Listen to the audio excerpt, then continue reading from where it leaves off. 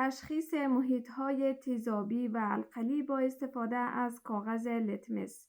برای اینکه بدانیم که یک محلول تیزابی یا القلی اند، باید از معرف یا اندیکاتورها استفاده کنیم. اندیکاتورها در محیط‌های مختلف رنگ‌های متفاوت را به خود اختیار می‌کنند.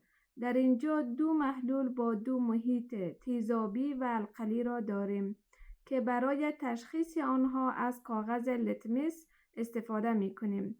دیده می‌شود که کاغذ لتمس سرخ در محلول القلی رنگ آبی را اختیار نموده و کاغذ لتمس آبی در محلول تیزابی رنگ سرخ را به خود می‌گیرد.